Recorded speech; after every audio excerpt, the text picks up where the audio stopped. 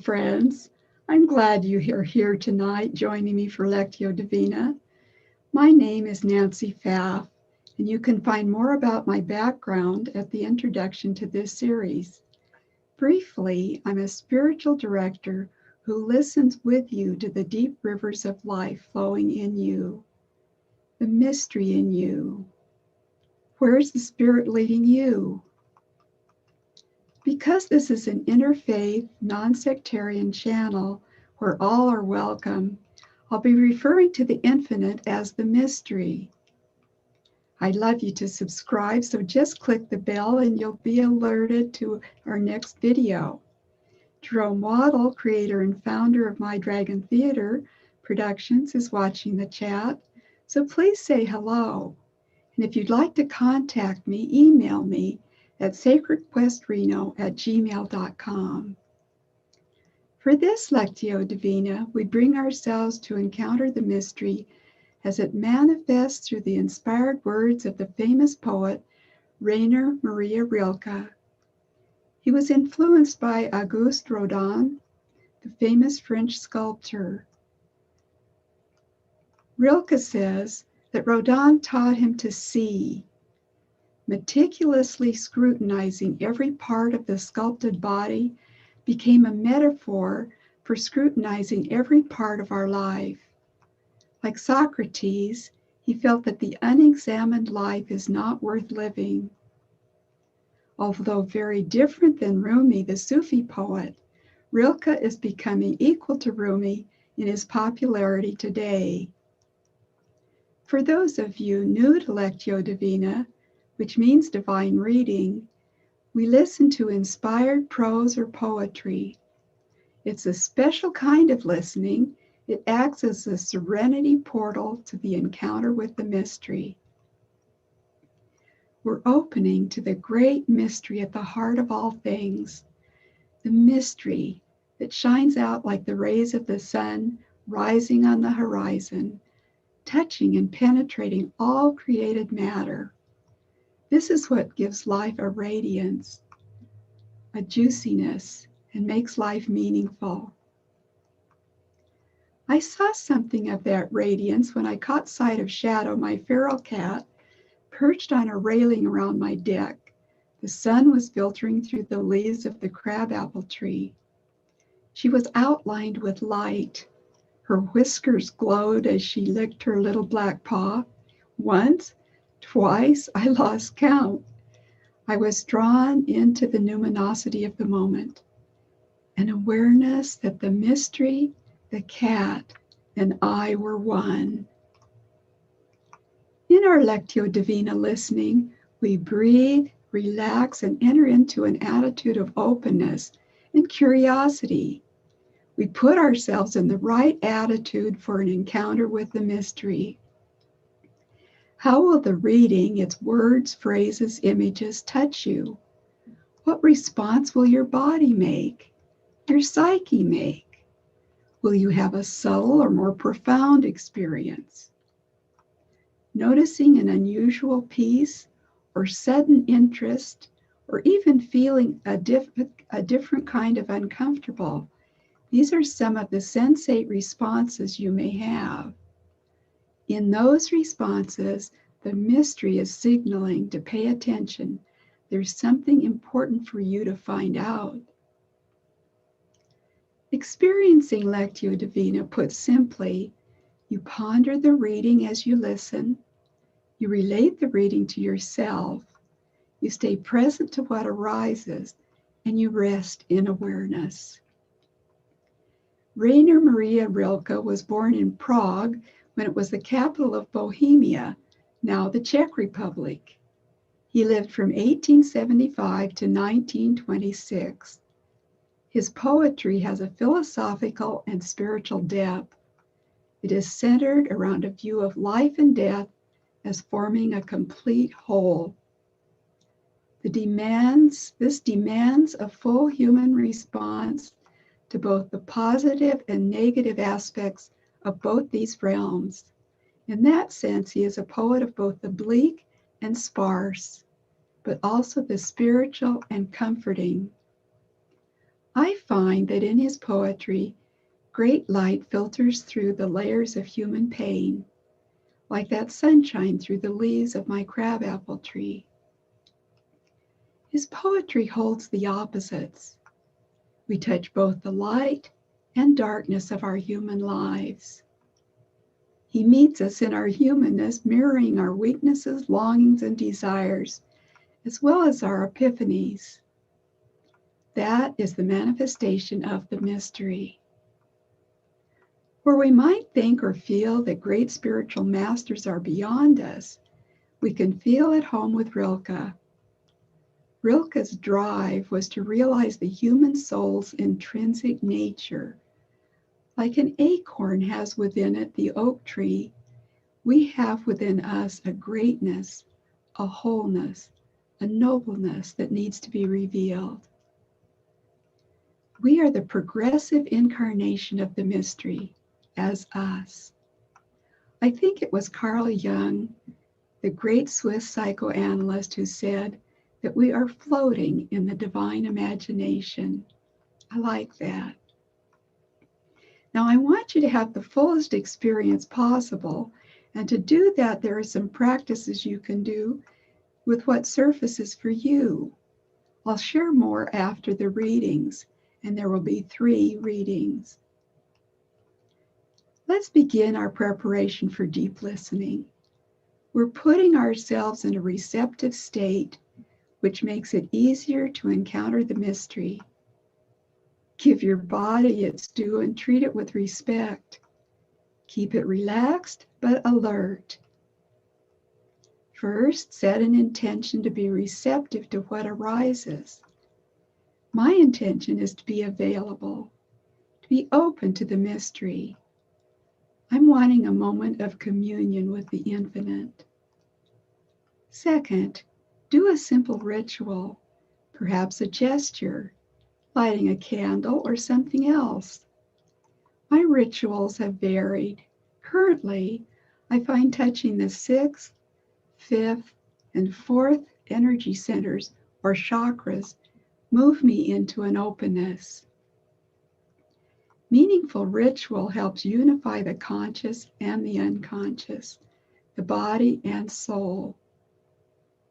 As we listen with soul, with psyche, through the body, the sense of separation between the mystery and ourselves gets thin, and we get a breath of that which we long for, that clear awareness of ourselves as one with this mystery.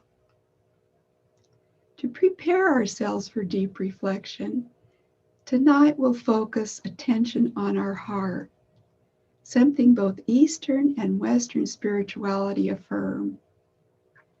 Here are a couple of quotes from the International Journal of Transpersonal Studies, and the article is The Alchemical Heart.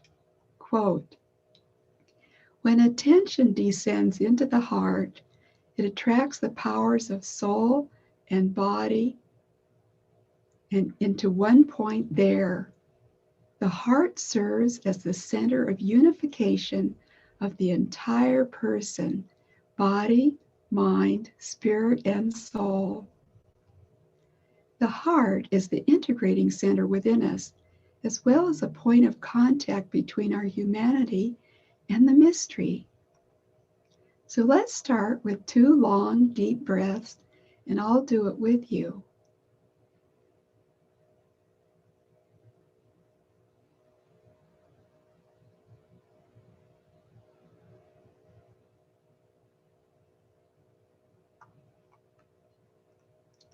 We're entering a time like no other time, a place like no other place. You may close or soften your eyes. Begin by placing your hands over your heart and focus your attention there.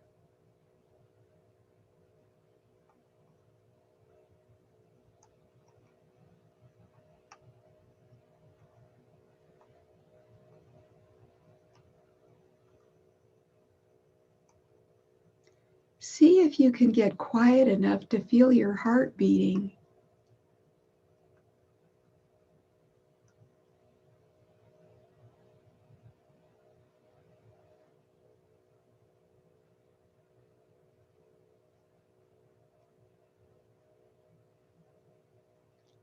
Now see if you can imagine as you breathe that your breath is going into your heart. You may need to pretend.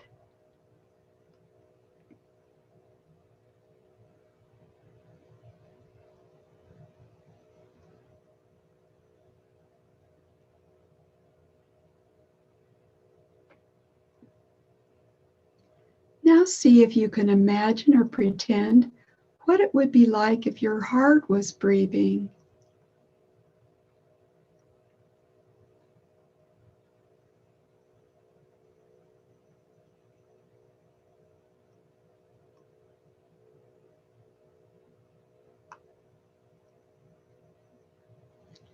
Feel a sense of well-being and let it fill you.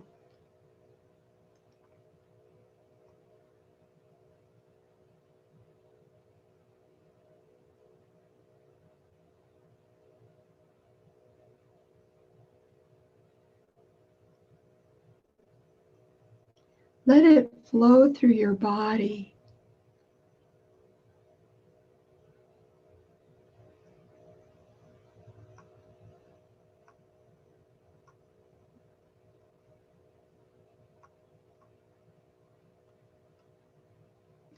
Let it surround you as you listen to the readings. The first reading, Widening Circles. I live my life in widening circles that reach out across the world. I may not complete this last one, but I give myself to it. I circle around God, around the primordial tower. I've been circling for thousands of years, and I still don't know. Am I a falcon, a storm, or a great song? A minute of silence.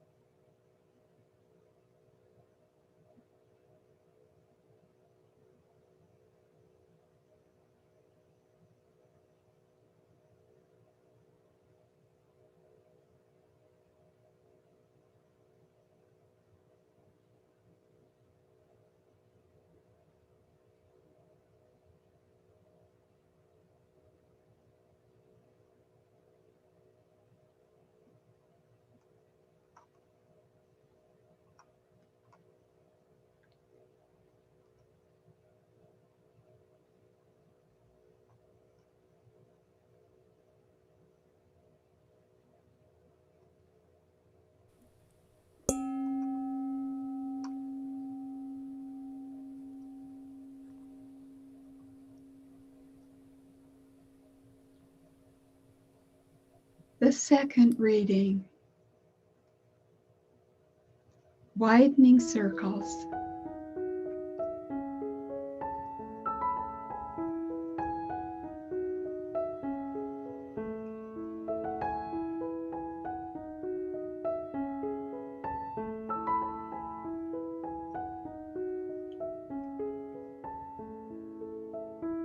I live my life in widening circles that reach out across the world.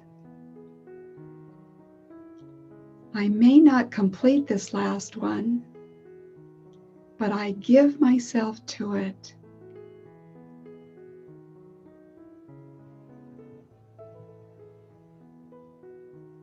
I circle around God, around the primordial tower.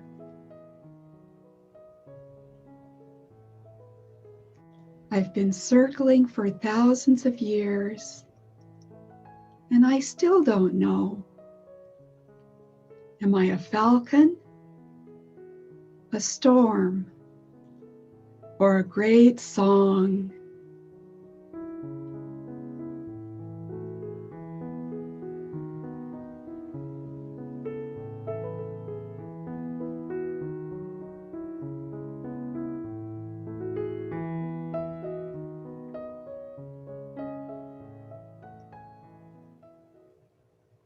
A minute of silence.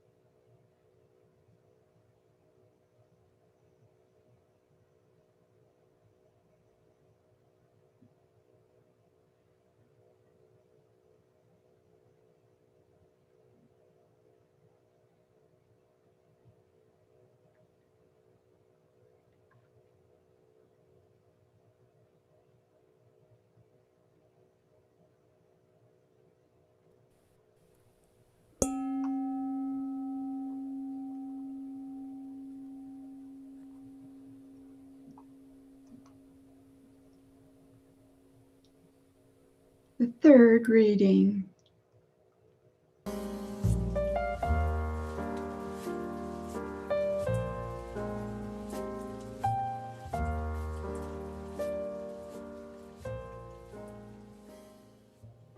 Widening circles. I live my life in widening circles that reach out across the world. I may not complete this last one, but I give myself to it. I circle around God, around the primordial tower. I've been circling for thousands of years, and I still don't know. Am I a falcon, a storm, or a great song?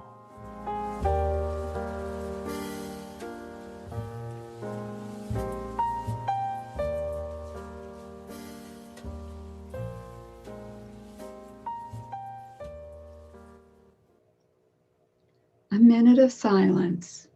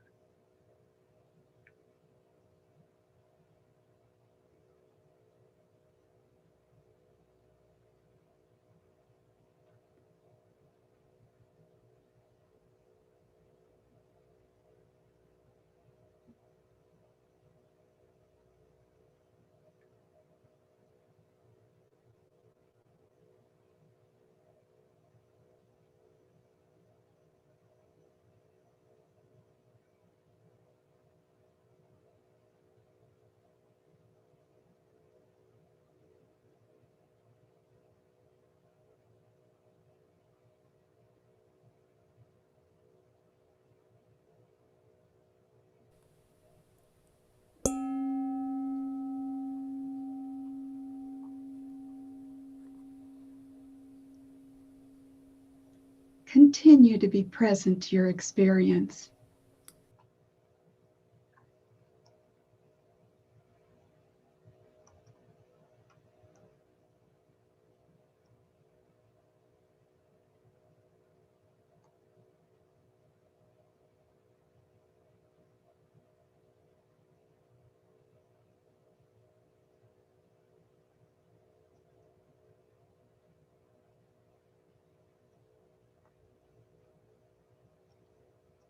As you recall what caught your attention, take a moment now to observe what's happening. Just be still and pay attention.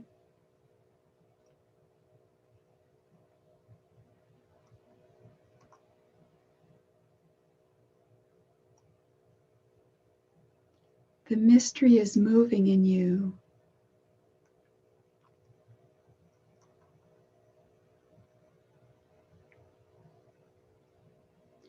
Now, as you return to your wakeful state, blink your eyes. Now thump your chest. It's good for the immune system.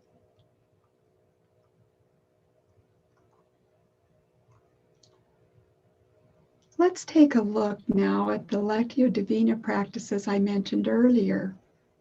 If an intuition or feeling was strong, be present to it and let it unfold.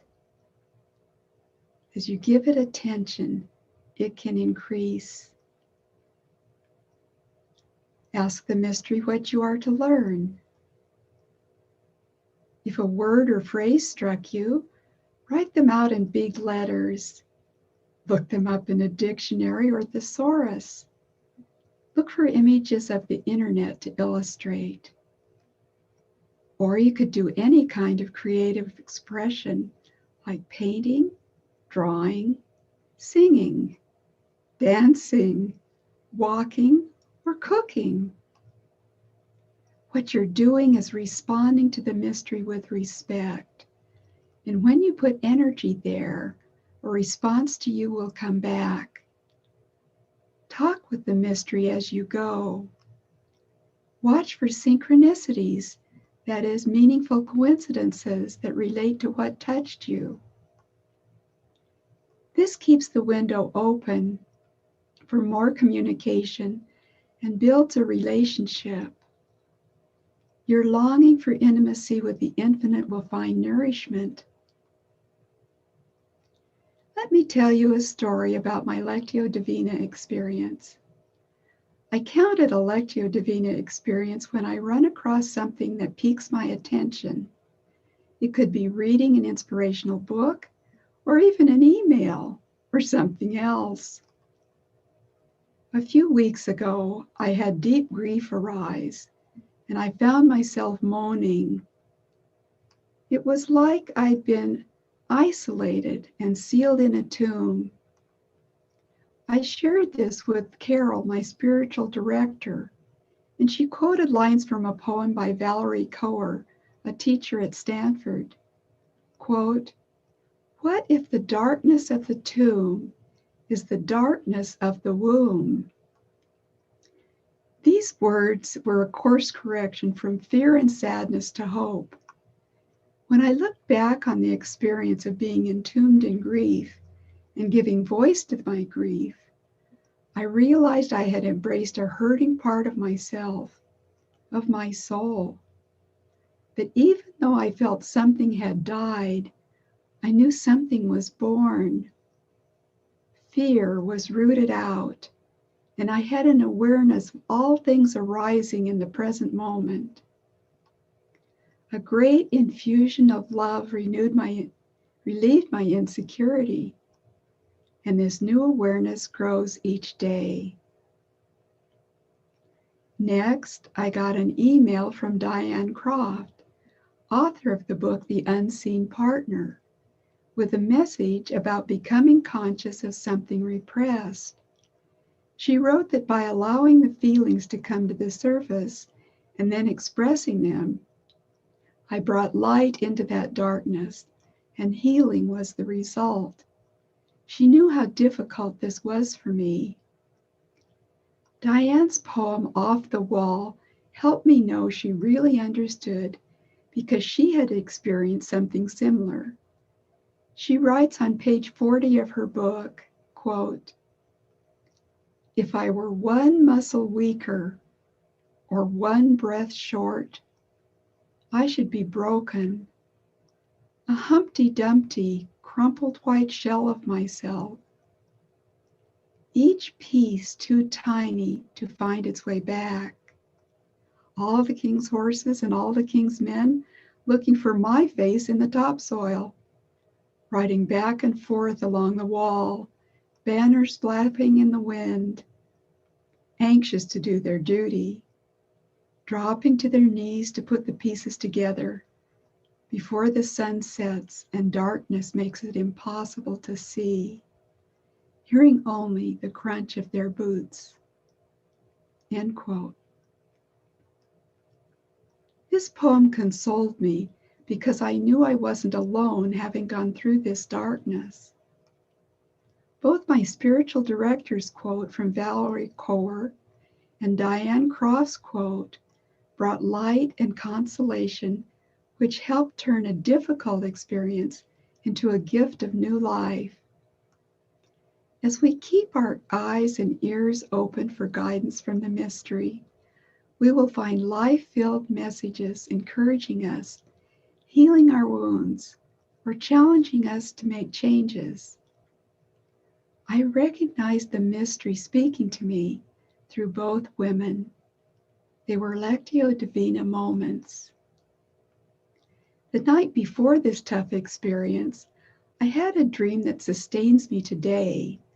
I call it Ocean Cave with Beaver Dam. I didn't know at the time the dream was a life preserver, but the love of the mystery was strengthening me for what would come the next day.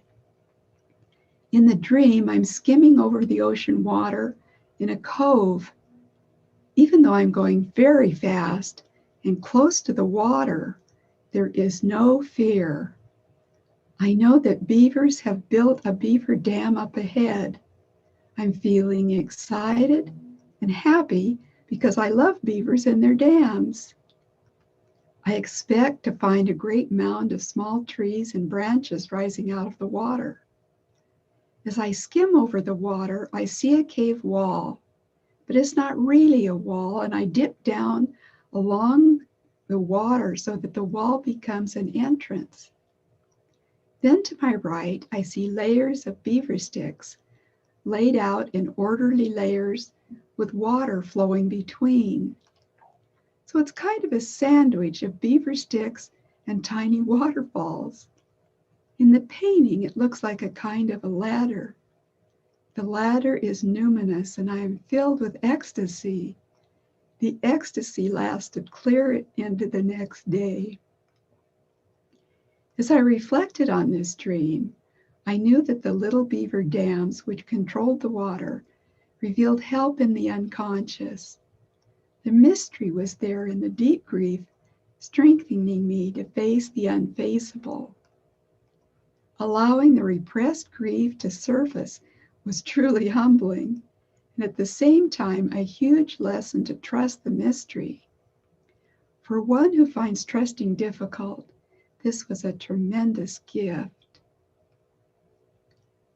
Now, before we go, let me know if the heart meditation was meaningful or if you'd prefer a visualization. I'd love for you to share in the comments what moved you, whether your intention was met, what you liked, or you may leave a question. To enjoy Jerome Waddle's readings, just type in Jerome Waddle in the YouTube search bar. If you'd like to contact me as a spiritual director, or to learn more about centering prayer, or to share your experience with this reading, email me at sacredquestreno@gmail.com. I'd love to know what caught your interest. Before you go, I'd love for you to click like if you do, and share this with your friends. Thank you for joining me. May the love that passes all understanding keep you in peace.